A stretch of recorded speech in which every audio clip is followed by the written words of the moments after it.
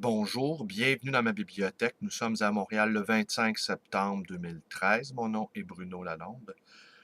Alors hier, petite journée où on a filmé un documentaire qui va être présenté sur Douteux TV samedi prochain, dans 2, 3 jours, avec Yvon Danjou, Yvon Jean et Sonia Bergeron. Et je réfléchissais à Martin Heidegger et à René Char, le poète et le philosophe, qui ont tout de même plusieurs points en commun, outre l'illisibilité de leurs textes. Ils ont un même amour pour la Grèce antique. Et le poète dont la parole est incarnée dans la présence, est toujours tiraillé entre Athènes et Jérusalem. Jérusalem, la parole des prophètes, la parole de la colère, la croyance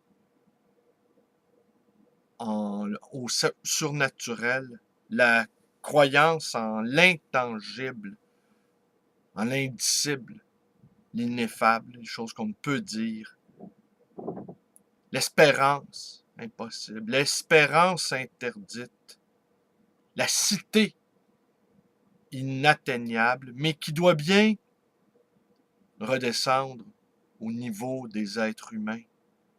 Alors le poète contemporain est toujours déchiré entre ces deux capitales, Athènes et Jérusalem. Poète en colère. Les poètes doivent être en colère, à l'instar des philosophes, nous le rappelait Sartre. Et à quel moment la philosophie et la poésie, qui étaient intrinsèquement liées du temps des Grecs anciens, a-t-elle eu lieu, cette scission entre le sens, la vérité et la quête de beauté? Le poète d'aujourd'hui doit être entendu. Une parole qui n'est pas entendue est une parole qui n'existe pas. Le poète doit parler, le poète doit s'impliquer dans les affaires de la cité. Et il aura pour armoiries Jérusalem et Athènes. Il sera clair lorsque la situation l'exigera, et il sera obscur en période trouble. En période menaçante, il usera d'un jargon que nul ne décryptera aisément. Et en période de calme, il sera entendu de tous. Il alternera les stratégies de repli. Il avancera masqué, et parfois il enlèvera son masque, et on aura l'impression de vérité, et ce sera une nouvelle ruse du poète.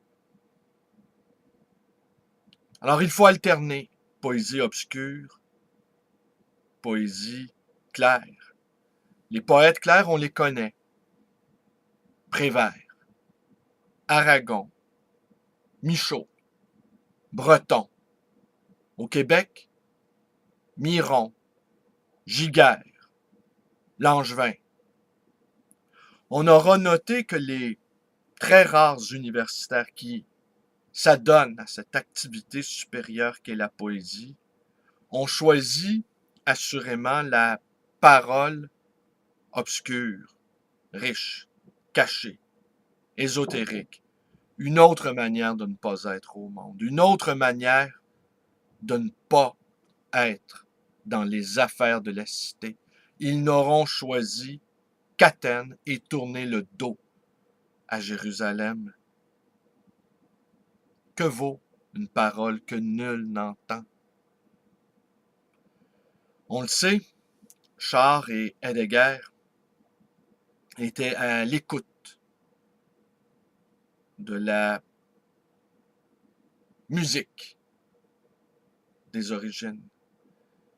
Ils étaient à l'écoute de la parole ancienne. Il n'écoutait que celle-là.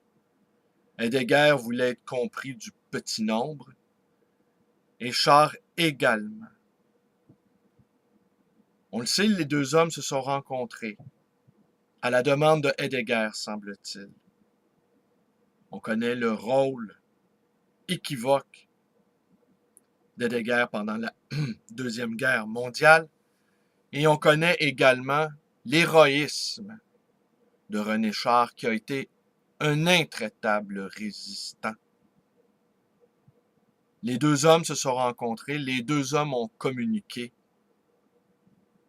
en présence de la chouette de Minerve qui plissait des yeux en écoutant ce dialogue entre ces deux hommes qui, d'une certaine manière, ont préféré l'obscurité des origines à l'implication concrète de faire descendre la parole de Jérusalem dans la vie réelle de tous les jours. C'est quoi un poète moderne? C'est un prophète qui nous parle. C'est un prophète qui nous parle des temps dans lesquels nous sommes, qui nous parle de nous, de ce que nous vivons, de ce que nous ressentons, ce à quoi nous aspirons. Le poète moderne n'a plus à choisir entre les deux capitales. Il appartient aux deux mondes. Voilà, petite vidéo improvisée sous le thème de l'obscurité et la clarté. Et pour ma part, je dois confesser que j'aime les deux également. J'aime me casser la tête pour décrypter le sens caché. Et comme j'aime également une parole claire, une parole vindicative qui invite à l'insurrection. Et je pense que nous devons alterner l'une ou l'autre de ces paroles selon les circonstances. Ai-je été assez clair aujourd'hui? Je vous remercie d'être avec moi. Vous connaissez la suite, toutes les suites possibles. Ma chaîne mal nommée, cette chaîne à laquelle j'espère vous ne serez pas enchaîné.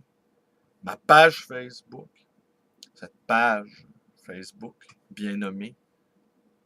Vous pouvez également me téléphoner 514-736 dans le 514-736-0999.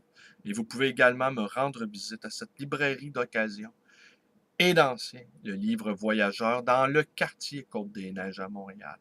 Merci et bonne journée. Je vous rappelle que samedi le 28 et dimanche le 29, Salon du livre ancien auquel je participe. Depuis la fin du mois d'août, je suis dans un marathon. Je suis plutôt fatigué aujourd'hui.